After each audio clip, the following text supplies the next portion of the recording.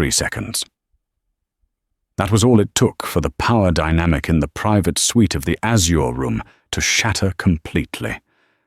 Gabriel Mercer, a man whose signature could move markets in London and Tokyo simultaneously, thought he was the predator at the table. He thought the woman refilling his water glass was invisible, a piece of furniture in a uniform. He was wrong.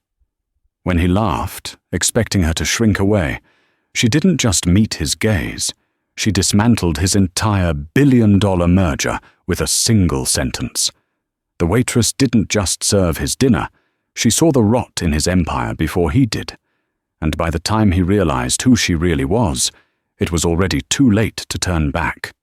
The air inside the private dining suite of the Azure Room smelled of aged mahogany, truffle oil, and frantic desperation. However, the desperation didn't belong to the man at the head of the table. Gabriel Mercer leaned back in his leather chair, swirling a glass of amber scotch that cost more than most people's cars. At 32, Gabriel wasn't just a CEO, he was an institution.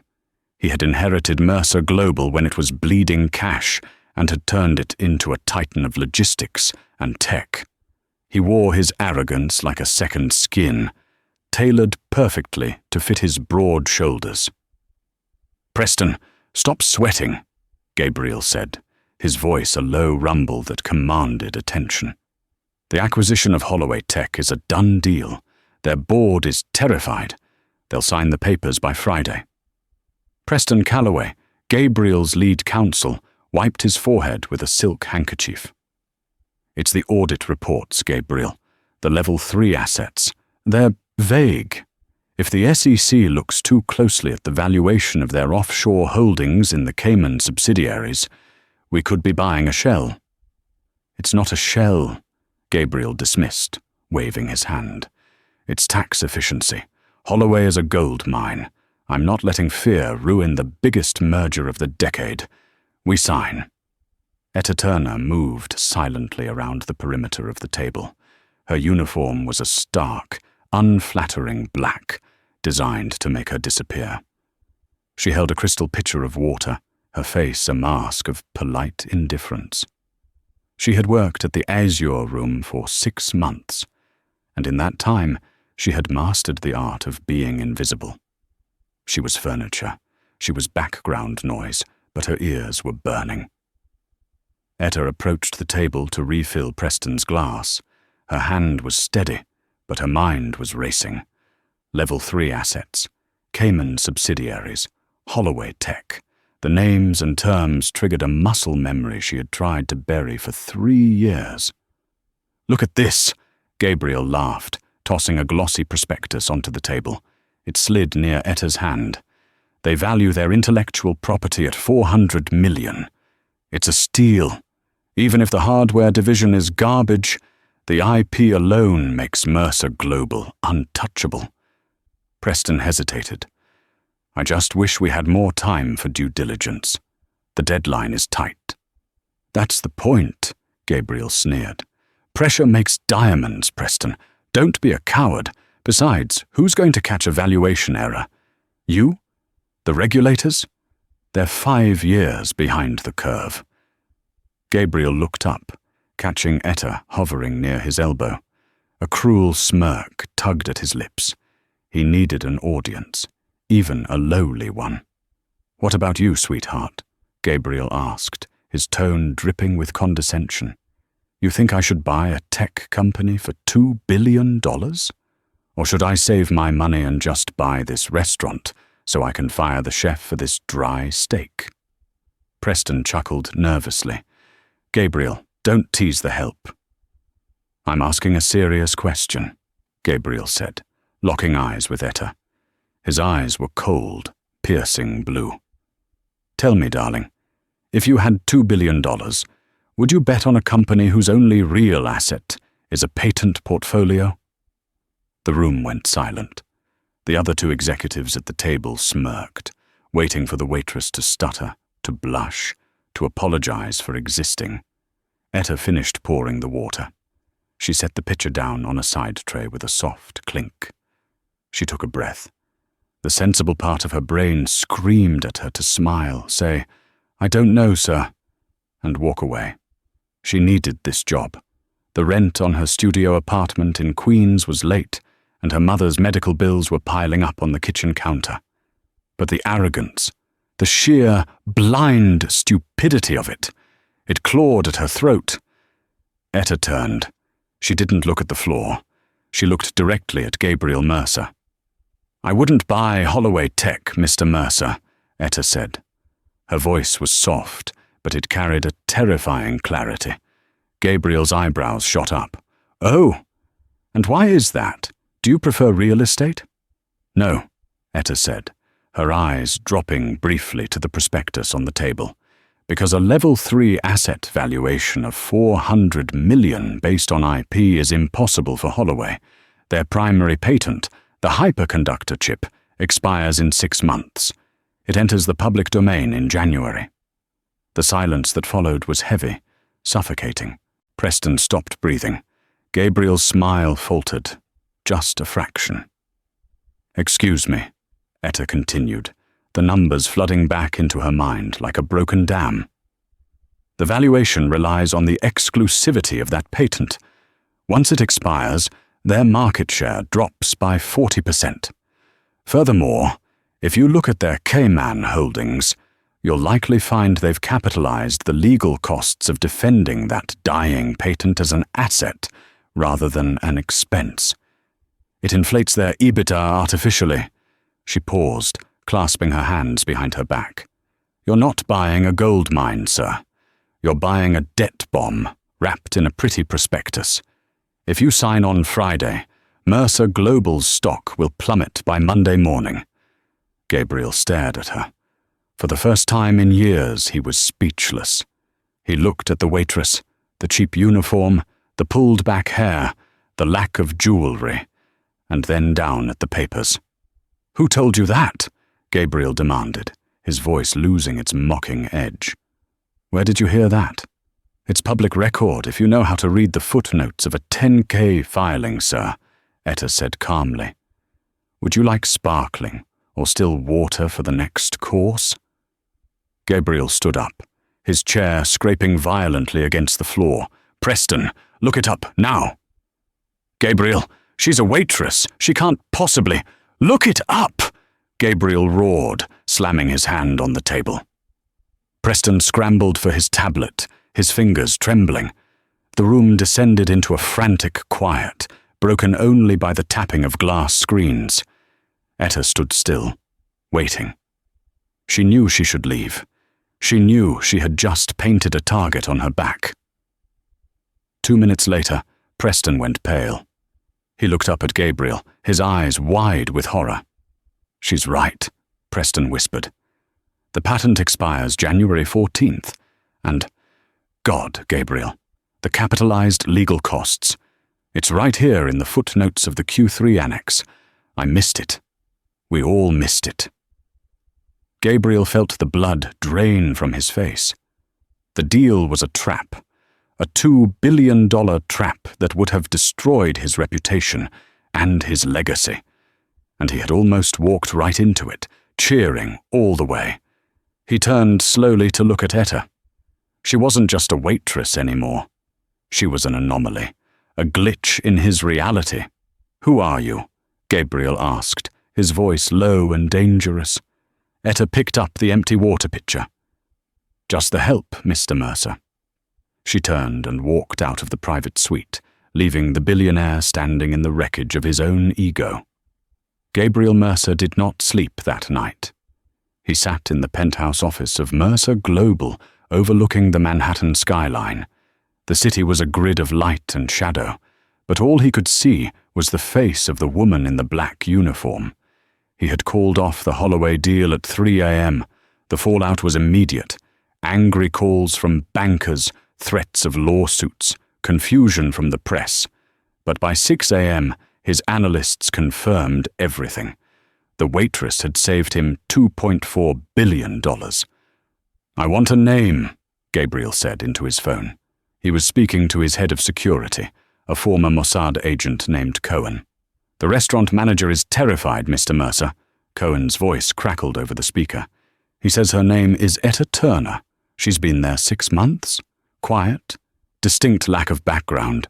She resigned via text message this morning. Didn't even pick up her last check." "Find her," Gabriel ordered. "I don't care where she went. Find her." Gabriel hung up and walked to the window. He wasn't used to owing people favors, and he certainly wasn't used to being outsmarted. But more than that, he was intrigued. A waitress who could deconstruct a complex merger in seconds wasn't a waitress. She was a weapon, and Gabriel Mercer collected weapons. It took Cohen 3 days to track her down. Etta was living in a crumbling walk-up in Astoria. The hallway smelled of boiled cabbage and damp plaster. Gabriel stepped out of his black SUV, his Italian loafers looking absurdly out of place on the cracked sidewalk. He signaled his security team to stay back. This required a surgical touch. He knocked on door 4B. There was a long pause, the sound of a deadbolt sliding, and then the door opened a crack. Etta stood there, wearing an oversized grey sweater and leggings. She looked tired. Dark circles shadowed her eyes, but the intelligence behind them was as sharp as ever. She didn't look surprised to see him. She looked resigned.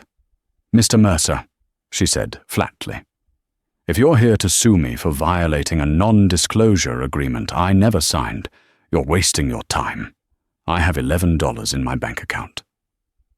"I'm not here to sue you," Gabriel said, pushing the door open gently but firmly. "May I come in?" Etta hesitated, then stepped back. The apartment was tiny, a single room that served as a bedroom and living area. Books were stacked everywhere. Not romance novels or thrillers, but heavy textbooks. Ad-Turned forensic accounting, corporate law, international trade ethics. Gabriel picked up a book from the small table. "Light reading." "I like to keep my mind sharp," Etta said, crossing her arms. "Why are you here?" "You saved me $2 billion, Gabriel said, turning to face her. "I cancelled the Holloway deal. You were right about the patent. You were right about the capitalized costs." "I know," Etta said. "I read the Financial Times this morning. Mercer pulls out of tech deal, citing due diligence." "You took the credit." "I'm the CEO. I always take the credit," Gabriel said, stepping closer. The room felt suddenly very small. "But I also pay my debts. I want to know how a woman with your specific skill set ends up pouring water for idiots at the Azure Room." Etta's jaw tightened. "I needed a job where no one asked questions." "Why?" "Because in my previous life, asking questions got me destroyed," Etta said bitterly. "You should leave, Mr. Mercer. You have your money. Leave me alone." Gabriel studied her. He saw the fear beneath the defiance. He recognized it because he had seen it in the mirror years ago when his father died and left him with a crumbling company. "I can't leave you alone," Gabriel said, "because I fired my entire due diligence team this morning. Preston is still employed, but he's on thin ice. I have a vacancy." Etta laughed, a dry, humorless sound. "You want to hire me? You don't even know who I am." "I know you're smarter than my entire board of directors," Gabriel countered. "I'm offering you a job, senior analyst, Mercer Global. Starting salary is $200,000 a year, plus bonuses." Etta stared at him. The number hung in the air. It was enough to pay off her mother's medical debt in 6 months. It was a lifeline, but it was also a trap. "I can't work in the corporate sector," Etta whispered. "If I show my face on a payroll, he will find me." Gabriel's eyes narrowed. "Who?" Etta looked away. "It doesn't matter. I can't accept." Gabriel closed the distance between them. He reached into his suit pocket and pulled out a sleek, black business card. He placed it on the stack of books. "Etta, look at me." She looked up. I am not just a billionaire, Gabriel said, his voice dropping to a low growl. I am the shark that eats other sharks. Whoever you are running from, whoever you are afraid of, they are nothing compared to me. You work for Mercer Global. You fall under my protection. No one touches my people. He walked to the door. Be at my office at 8 a.m. tomorrow. Wear something that doesn't smell like a restaurant. Gabriel left. Etta stood in the silence of her tiny apartment, staring at the card. Her heart was pounding against her ribs like a trapped bird. She knew she should tear the card up. She knew that stepping back into that world was dangerous. But then she looked at the unpaid bills on the counter. She thought of the arrogance of men like Preston Calloway, and she thought of Gabriel Mercer's eyes, not mocking her this time, but seeing her. For the first time in 3 years, Etta Turner decided to stop running. She would go to the lion's den. But she wouldn't go as a victim. She would go as the smartest person in the room. The lobby of Mercer Global was a cathedral of glass and steel, designed to make anyone earning less than 7 figures feel insignificant. Etta walked through the revolving doors at 7:55 a.m.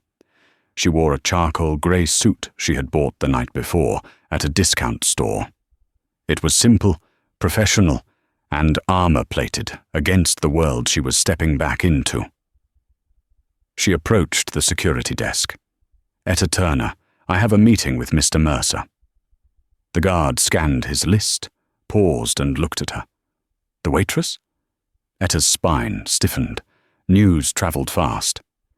The senior analyst, she corrected, her voice cool. He handed her a badge. It felt heavy in her hand. Access to the 50th floor. Access to the sky.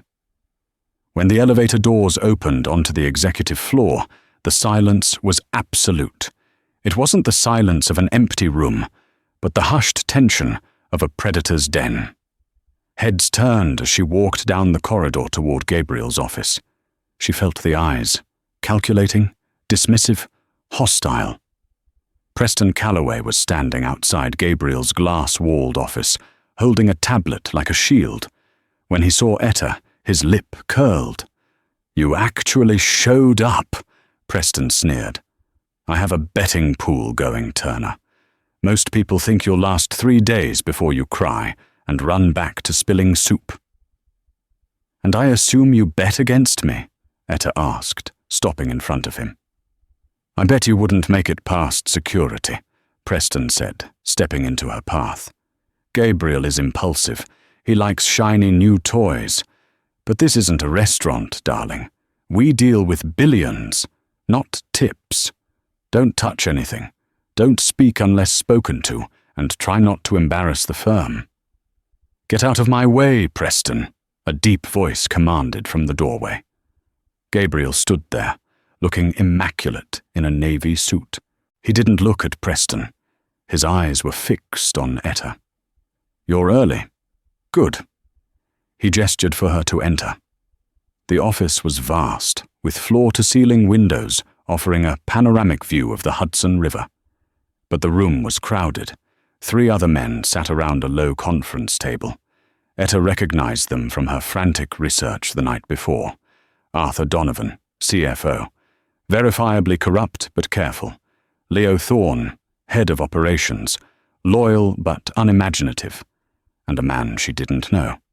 Gentlemen, Gabriel said, walking behind his desk. This is Etta Turner. She's joining the strategic risk team.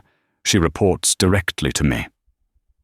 Arthur Donovan, a man with a face like a bulldog, laughed. The waitress? Gabriel? Is this a joke? We're facing a liquidity crunch in the Asian markets, and you bring in a girl who saved us $2 billion on Monday. Gabriel cut in, his voice icy. Which is $2 billion more than you saved us, Arthur. Donovan shut his mouth, his face turning a mottled red. Sit down, Etta, Gabriel said. He pointed to a chair. We were just discussing the logistics crisis in the Sao Paulo distribution hub. Inventory is vanishing. Arthur thinks it's theft by the local workers. Leo thinks it's a software glitch. What do you think? Etta froze. They were testing her. She hadn't seen the data. She knew nothing about Sao Paulo. The men smirked, waiting for the humiliation. I can't tell you what I think without the raw data, Etta said calmly. Give me the shipping manifests and the warehouse intake logs for the last 6 months. Leo slid a heavy file across the table. Good luck. It's a mess. Etta opened the file. The room went back to talking, ignoring her. They discussed marketing strategies and HR complaints. Etta tuned them out. Her world narrowed down to the numbers. She scanned the columns, her finger tracing the lines of data. It was a language she spoke better than English. 10 minutes passed, then 20. So, Arthur said, leaning back, we fire the warehouse manager in Sao Paulo and write off the loss. Agreed? No, Etta said. The room went silent again. Excuse me, Arthur snapped. Etta didn't look up. She kept her finger on a line in the ledger. The warehouse manager isn't stealing from you. The theft is happening before the goods even reach the warehouse. Look at the weight discrepancies. She spun the file around and pointed. Here. The shipping containers leaving Miami weigh exactly 4,000 pounds. When they are weighed at customs in Brazil, they weigh 3,800 pounds, but the intake logs at your warehouse show 4,000 pounds again. Gabriel leaned forward, his eyes sharp. Explain. The customs officials are weighing the actual cargo, Etta said, standing up and walking to the whiteboard. 200 pounds of electronics are being removed during the customs inspection, but your warehouse manager is recording the manifest weight, not the actual weight, probably because he's too lazy to reweigh them, or because his software autofills the entry based on the shipping ID. She turned to face them. You don't have a thief in the warehouse. You have a bribery problem at the port. If you fire the manager, the theft will continue. You need to change your customs broker. Gabriel picked up the file. He stared at the numbers she had circled. It was subtle, a discrepancy that had been buried in thousands of pages of logs. She's right, Gabriel murmured. He looked at Arthur. Why didn't your team catch this? It's a minor variance, Arthur stammered. Statistical noise. It's $3 million a month, Etta corrected. That's not a noise. That's a hemorrhage. Gabriel looked at Etta. A slow, genuine smile spread across his face. It was the first time she had seen him smile without mockery.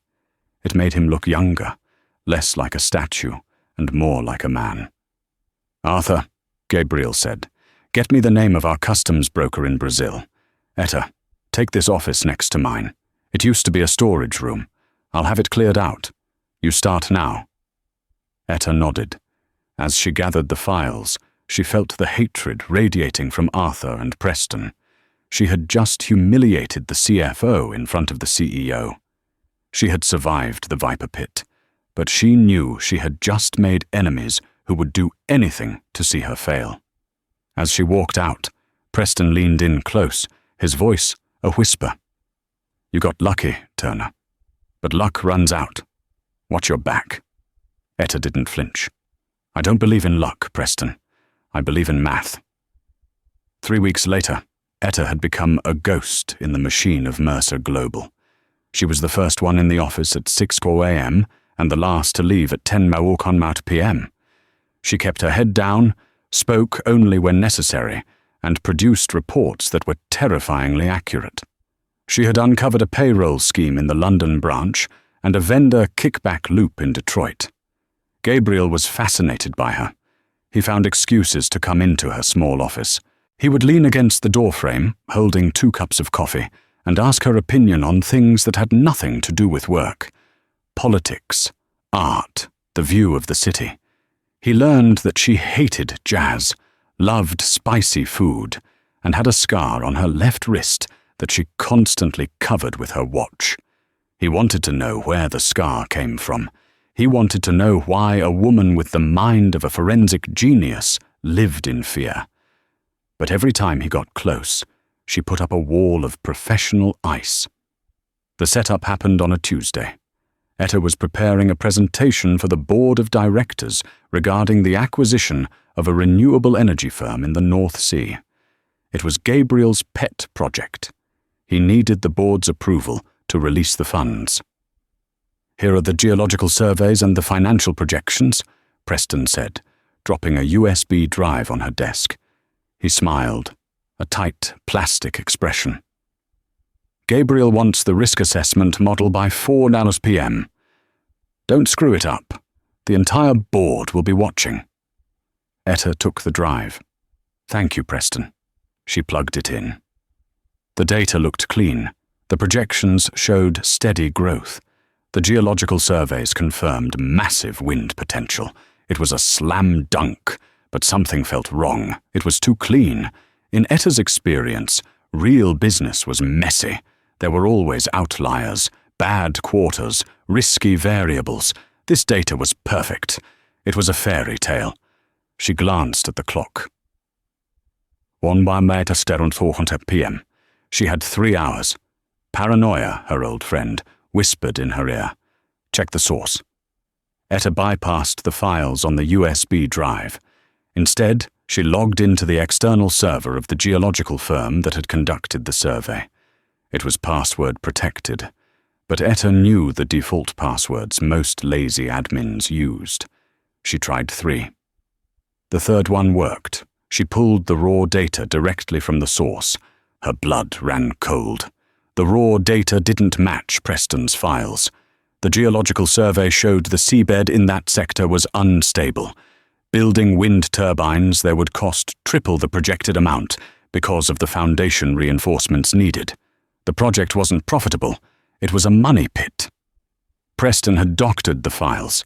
He wanted her to present the false data to the board. When the real costs came out later, Gabriel would look incompetent, and Etta would be fired for negligence. It was a kill shot. Etta sat back, her heart hammering. She could go to Gabriel now, but it would be her word against Preston's, and Preston would claim he gave her the correct files, and she messed them up. No, she thought. I don't just want to survive. I want to win. She spent the next 2 hours furiously building a new model based on the real data. She found a solution. Shifting the build site 4 miles east would avoid the unstable seabed. It would cost 10% more up front, but save the project long term. At 4:00 p.m., Etta walked into the boardroom. The table was made of obsidian. 12 men and women in expensive suits sat around it. Gabriel was at the head. Preston sat to his right, a smug look on his face. "Miss Turner," Gabriel said, nodding to her. "The floor is yours. Tell us about the North Sea project." Etta connected her laptop. The screen flickered to life. "The North Sea project is a disaster waiting to happen," Etta began. Preston's smile vanished. Gabriel frowned. "Excuse me?" "Based on the data provided to me by Mr. Calloway," Etta said, clicking a slide that showed Preston's doctored graphs. "This project looks perfect. However, if we look at the raw geological data..." She clicked again. The screen turned red with warning charts. "We see that the seabed is unstable. If we build where Mr. Calloway suggested, the turbines will sink within 5 years." The board murmured angrily. Preston stood up, his face pale. "This is incompetence. She's misreading the data." "I'm not," Etta said, her voice cutting through the noise. "But I didn't stop there. I found a solution." She clicked to the third slide. "If we move the coordinates 4 miles east, we hit bedrock. The project becomes viable again. I've already contacted the Norwegian authorities, and they have tentatively approved the permit adjustment." She looked directly at Gabriel. "We can save the project, but we need to ask why the legal department was working off falsified geological reports." The room was deadly silent. All eyes turned to Preston. Gabriel looked at the screen, then at Preston. The realization hit him. It wasn't an error, it was sabotage. "Preston," Gabriel said softly. "My office. Now." The meeting was adjourned. As the board members filed out, several of them nodded to Etta with newfound respect. She sank into her chair, the adrenaline fading, leaving her shaking. Gabriel didn't go to his office immediately. He walked over to Etta. The room was empty now, save for the two of them. He sat on the edge of the table, close to her. "You knew he set you up?" "Yes," Etta said. "Why didn't you come to me?" "I needed you to see it," Etta said, looking up at him. "I needed you to know that I can fight my own battles." Gabriel reached out. For a moment, she thought he was going to touch her face. Instead, he took the clicker from her hand and set it down. "You're dangerous, Etta Turner," he said. His voice was husky. "I've never met anyone like you." "Is Preston fired?" she asked. "Suspended pending an investigation," Gabriel said. "He has tenure. It's complicated, but he's finished here." He looked at her, his blue eyes searching hers. "Who are you really, Etta? A woman with your talent doesn't just appear out of nowhere. Who taught you to look for the lie in the numbers?" Etta looked away, staring at the city lights flickering on through the window. "My father," she whispered. "He was the CFO of a company very much like this one. He taught me everything." "Where is he now?" "He's in prison," Etta said, the words tasting like ash. "For embezzlement. He was framed by his partners. They destroyed him. And then they came for me." She looked back at Gabriel. "That's why I hide, Gabriel. Because the people who framed my father know that I have the evidence to clear his name. I've been running for 3 years. Gabriel's expression hardened. The playfulness was gone. In its place was a terrifying resolve. "Stop running," Gabriel said. He took her hand. His grip was warm and solid. "Let them come. I own this city, Etta. If they want you, they have to go through me." For a moment, Etta allowed herself to believe him. She allowed herself to feel safe. But safety was an illusion. Down in the lobby, a man in a trench coat was arguing with the security guard. He wasn't on the list. He held up a photograph, a grainy picture of Etta leaving her apartment in Queens. "I don't need an appointment," the man said, his accent thick and Russian. "I just need to deliver a message to Ms. Turner. Tell her her father says hello." The Mercer Foundation. Winter Gala was the kind of event where the champagne cost more than the average mortgage, and the guest list was a who's who of global power. It was held in the grand ballroom of the Pierre Hotel, a sprawling expanse of gold leaf, crystal chandeliers, and aggressive opulence. Etta Turner stood in front of the mirror in the guest suite Gabriel had booked for her.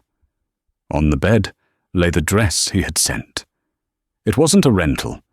It was a custom couture piece, emerald green silk that looked like liquid flowing over a mannequin. It was backless, with a neckline that plunged just enough to be dangerous, but high enough to be regal. "I can't do this," she whispered to her reflection. Her hands were shaking. For 3 years, she had worn baggy sweaters and oversized uniforms. She had erased herself. Putting on this dress felt like painting a target on her chest. A knock at the door made her jump. "Etta?" Gabriel's voice was muffled by the heavy wood. "The car is waiting. If you don't come out in 5 minutes, I'm coming in to drag you out." She took a deep breath. She thought about her father, rotting in a cell because he was too weak to fight back. She thought of Preston Calloway's smug face when he tried to sabotage her. She wasn't weak. Not anymore. She zipped the dress. She pinned her hair up, exposing the long line of her neck. She applied the red lipstick that had been sitting in the makeup kit. When she opened the door, Gabriel Mercer stopped breathing. He was waiting in the hallway, adjusting his cufflinks. He wore a tuxedo that fit him with devastating precision. But when he saw her, his hands dropped to his sides. His blue eyes traveled from the hem of her gown to her eyes, dark and unreadable. "My God," he murmured. "You're going to cause a riot." "That's the point, isn't it?" Etta said, forcing a confidence she didn't feel. "If I'm going to be your senior analyst, I need to look the part." "You don't look like an analyst," Gabriel said, stepping closer. He offered her his arm. "You look like a queen. Stay close to me tonight. Cohen has 10 men on the perimeter and 3 inside the ballroom. You are the safest person in New York City." They took the private elevator down.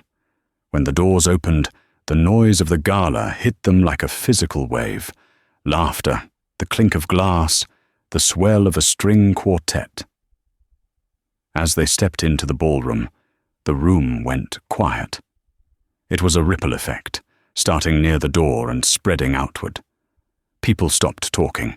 Heads turned. Gabriel Mercer, the eternal bachelor, the wolf of Wall Street, had arrived with a woman who looked like she could burn the city down. "Ignore them," Gabriel whispered in her ear. "They're just sharks, and we're the bigger fish." They moved through the crowd. Etta felt the eyes on her skin, judgmental, curious, envious. She recognized faces from the news, senators, tech moguls, heirs to oil fortunes. Gabriel navigated the room with ease, introducing her simply as Ms. Turner, my strategic advisor. He didn't explain her background. He didn't justify her presence. His tone made it clear. "She is with me. Deal with it." An hour into the night, the orchestra shifted to a slow waltz. "Dance with me," Gabriel said. It wasn't a question. He led her to the dance floor. His hand settled on the small of her back, his skin warm through the thin silk of her dress. Etta placed her hand on his shoulder. They moved together, perfectly in sync, as if they had been doing this for years. "You're trembling," Gabriel said softly. "I'm terrified," Etta admitted, looking up at him. "Half the people in this room look like they want to stab me." "Let them try," Gabriel said, his grip tightening. "I meant what I said, Etta. I protect what's mine." "What's mine?" The words hung in the air between them, heavy with implication. The world blurred around them, the spinning lights, the music, the faces. All Etta could see was Gabriel. For a moment, she forgot the danger. She forgot the Russians.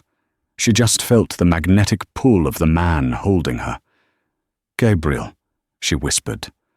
A waiter bumped into them. "Apologies, sir, madam," the waiter muttered, keeping his head down. He was holding a tray of empty glasses. Gabriel frowned, annoyed by the interruption, but nodded. "Watch where you're going." As the waiter pulled away, Etta felt something press into her palm. A small, folded piece of paper. Her blood turned to ice. The waiter disappeared into the crowd before she could react. She stopped dancing. "Etta, what is it?" Gabriel asked. She pulled her hand back, her fingers trembling as she unfolded the note. It was a cocktail napkin. Written on it in jagged black ink were 4 words. "Nice dress. Wrong choice." Below the words was a symbol, drawn in red ink, a double-headed eagle holding a serpent. Etta gasped, dropping the napkin as if it burned her. "He's here." "Who?" Gabriel snatched the napkin from the floor. He looked at the symbol, and his face went hard. "Cohen, secure the exits." The music stopped. The crowd murmured in confusion as Gabriel's security team materialized from the shadows, blocking the doors. "We have to leave," Etta said, her voice rising in panic. "Gabriel, that symbol, it's the Sokolov Bratva. They're the ones who took my father. They're here for me." "They're not taking you anywhere," Gabriel growled. He grabbed her hand, dragging her toward the kitchen exit. "We're going to the car! Now!" They burst through the swinging doors into the kitchen.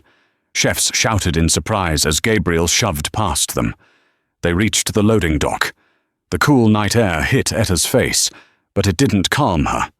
A black SUV screeched to a halt in front of them. The back door flew open. "Get in!" Gabriel shouted. He shoved her inside and jumped in after her. "Go! Drive!" The car peeled out of the alley, tires smoking. Etta sat huddled in the corner, clutching her arms. Gabriel was on the phone, barking orders at Cohen. "How did they get in?" Gabriel roared. "I want names! I want the security logs! No one gets near her!" He hung up and turned to her. His anger vanished, replaced by a desperate concern. He reached out and cupped her face. "Etta, listen to me. I'm taking you to my private estate in the Hamptons. It's a fortress. They can't get you there." "They found me at the gala," Etta whispered, tears streaming down her face. "They knew exactly where I was. Someone told them, Gabriel, someone close to you." Gabriel's jaw tightened. "I'll find the leak. And when I do, I'll kill him." He pulled her into his chest. Etta buried her face in his tuxedo jacket, smelling the scent of sandalwood and safety. But as the car sped into the night, the image of the napkin burned in her mind. Wrong choice. Did they mean the dress? Or did they mean her choice to trust Gabriel Mercer? The Hamptons estate was indeed a fortress. High walls, electrified fences, and armed guards patrolling the perimeter with dogs. For 3 days, Etta stayed inside the glass-walled mansion, watching the ocean churn under a grey sky. Gabriel had stayed with her the first night, sleeping in the chair outside her bedroom door. But by the second day, the crisis at Mercer Global demanded his attention. The stock was fluctuating, and the board was demanding answers about the scene at the gala. "I have to go to the city," Gabriel told her on the morning of the third day. "Just for a few hours. I need to sign the transfer papers for the new subsidiary. Cohen is staying here with you. You are safe." He kissed her forehead, a chaste, lingering kiss that promised more. "Trust me, Etta." "I do," she said, and she meant it.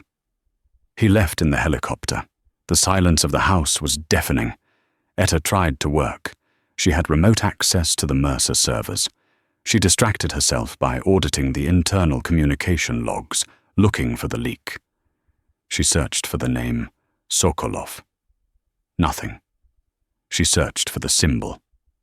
Nothing. Then she decided to search for her father's name, Robert Turner. The search bar blinked. Processing. A file popped up. Etta frowned. Why would Robert Turner be in the Mercer Global database? Her father had worked for a completely different firm, a mid-sized logistics company that went under 3 years ago. She clicked the file. It was a due diligence report, dated 4 years ago. Her heart hammered against her ribs. She began to read. Subject: Acquisition of Titan Logistics, formerly Turner & Co. Buyer: Mercer Global Holdings, Shell Corp, Andromeda LLC. Notes: Asset value suppressed due to pending litigation against CFO Robert Turner. Strategy: accelerate litigation to lower acquisition price. Etta stopped breathing. The room spun. Mercer Global hadn't just bought her father's company. They had orchestrated its downfall. The report detailed a strategy to create distress in her father's department to devalue the stock before buying it. It suggested planting evidence of mismanagement. The signature at the bottom of the authorization order was elegant and familiar. Gabriel Mercer. Etta shoved the chair back, standing up so fast she knocked over her coffee. It spilled across the pristine white rug, a dark, spreading stain. "No," she whispered. "No, no, no. It couldn't be true. Gabriel, the man who had looked at her with such intensity, the man who had promised to protect her. She scrolled down. There was an email attached to the file, dated 1 week ago, from Gabriel to Preston Calloway. Email body. Keep the Turner file buried. If she finds out we own the company that framed her father, the game is over. She is too valuable to lose right now. Contain the situation. The world collapsed. He knew. He had known the whole time. He wasn't protecting her because he cared. He was protecting her because she was an asset, a genius analyst who was making him billions. And worse, he was the reason her father was in prison. He had authorized the aggressive takeover that required a scapegoat. Her father was the scapegoat. Etta felt a scream building in her throat, but she swallowed it down. Tears blurred her vision, hot and stinging. "Liar!" she hissed. "You beautiful, evil liar." She couldn't stay here. She was in the house of the monster. She looked out the window. Cohen was by the gate, talking to one of the guards. She had maybe 10 minutes before the shift change. Etta ran to the bedroom. She didn't pack a bag. She grabbed her coat and the tablet containing the evidence. She needed to get to the authorities. She needed to blow Mercer Global to the ground. She climbed out the bathroom window on the ground floor, slipping into the bushes. She knew the blind spots of the cameras. She had analyzed the security grid on her first day out of habit. She moved through the gardens, avoiding the gravel paths. She reached the service gate at the back of the estate. It was locked. She saw the keypad. She didn't know the code. Panic flared. She heard footsteps approaching on the other side of the wall. "Hey!" a voice shouted. "Who's there?" Etta froze. It wasn't one of Gabriel's guards. The accent was wrong. The gate burst open. 3 men in dark suits stood there. They weren't wearing Mercer security uniforms. They had thick necks and cold, dead eyes. The man in the center smiled. It was a smile full of gold teeth. "Miss Turner," the Russian said, "we have been waiting for you to come out to play." Etta backed away, turning to run back to the house. She opened her mouth to scream for Cohen. But before she could make a sound, a cloth was pressed over her mouth. The smell of chemicals filled her nose. The world went grey, then black. As she lost consciousness, her last thought was of Gabriel's blue eyes and the email that had broken her heart. Meanwhile, in the helicopter flying over Manhattan, Gabriel's phone buzzed. It was Preston Calloway. "Gabriel, don't hang up," Preston said, his voice frantic. "I hacked into your personal server. Someone planted a file there, a fake acquisition report linking us to Robert Turner." Gabriel went cold. "What are you talking about?" "It's a forgery, Gabriel. It has your digital signature, but the timestamp is from this morning. Someone is trying to make Etta think you framed her father. It's a setup." "Who planted it?" Gabriel shouted over the roar of the rotors. "It came from an external IP," Preston yelled. "The location! Gabriel, the IP traces back to the guest house at your Hamptons estate. Someone inside the house uploaded it to your computer to make her find it." Gabriel's blood froze. "Turn the helicopter around," he screamed at the pilot. "Now." He dialed Etta's number. Straight to voicemail. He dialed Cohen.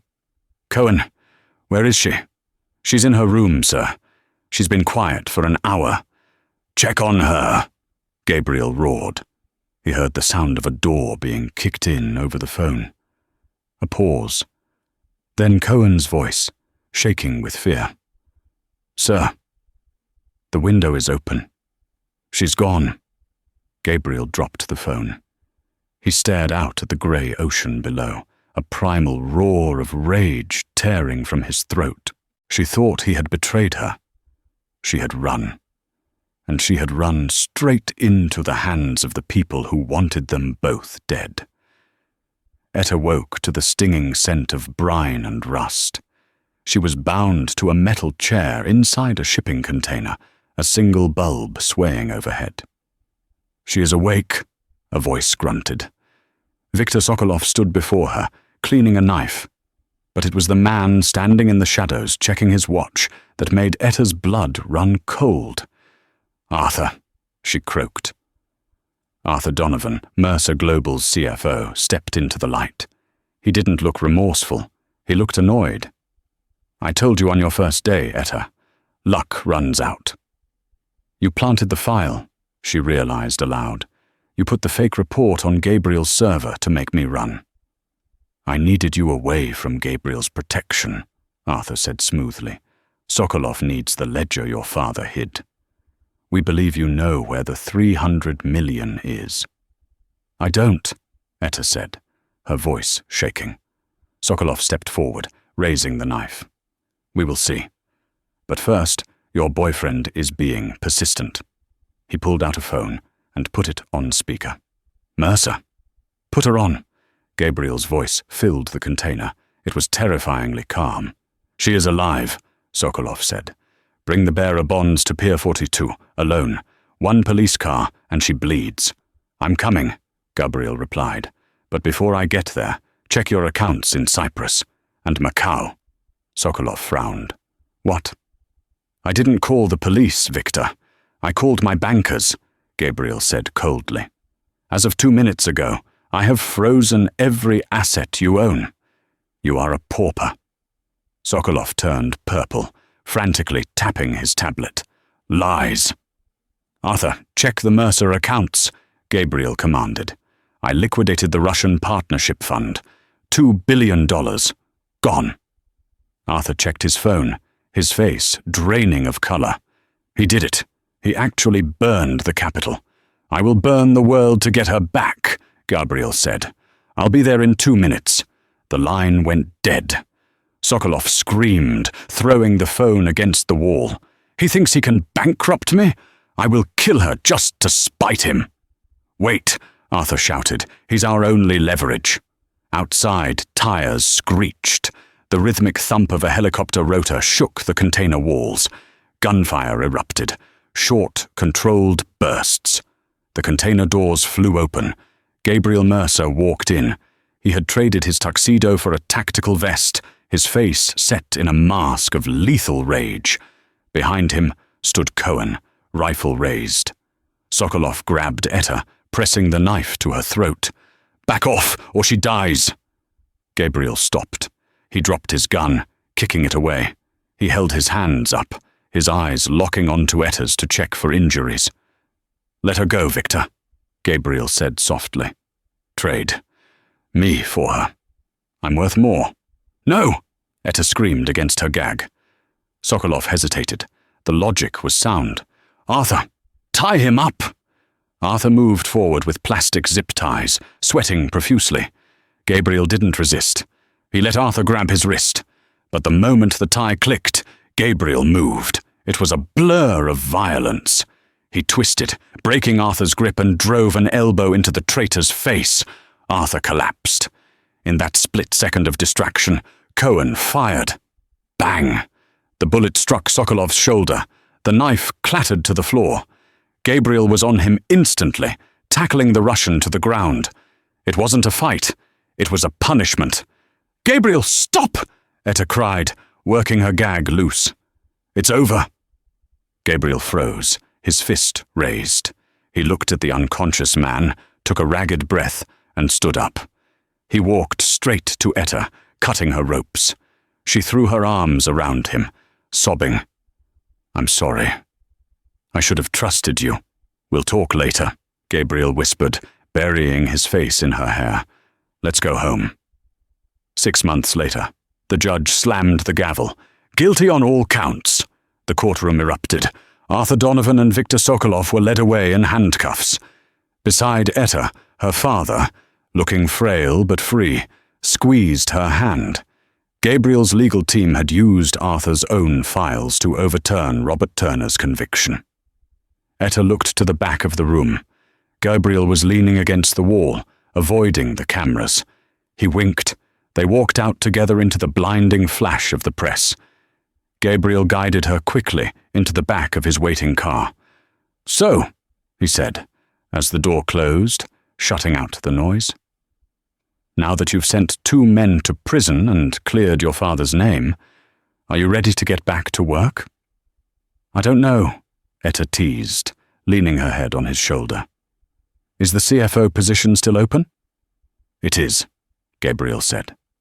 But I have a better offer. He pulled a velvet box from his pocket. Etta's breath hitched. He opened it to reveal a key. To the company, Gabriel said. I'm stepping down as CEO to become chairman. I want you to run Mercer Global. Etta stared at him. That's your empire, Gabriel. I built it to prove I was strong, he said, taking her hand. I don't need to prove that anymore. You saw the rot when I was blind. You're the smartest person I know. Etta took the key, looking at the man who had gone from arrogant billionaire to her partner in every sense. I'll take the job, she smiled. On one condition. Anything. No more ordering the steak at the Azure Room. It really is dry. Gabriel laughed, a real, joyous sound. Deal. The car merged into the traffic of New York City, carrying the waitress who became a queen, and the billionaire who learned that the most valuable asset on his ledger wasn't money. It was love. Gabriel Mercer thought he could buy the world, but he couldn't afford the price of losing Etta. In a world of spreadsheets and stock options, they found the only variable that couldn't be calculated. From a spilled glass of water to a fallen empire, Etta Turner proved that you should never underestimate the person serving your dinner. They might just be the one to save your life. If you enjoyed this story of betrayal and romance, please hit that like button. It helps us create more stories like this. Share this video with a friend who loves a good underdog wins story. And don't forget to subscribe and ring the bell. Thanks for listening.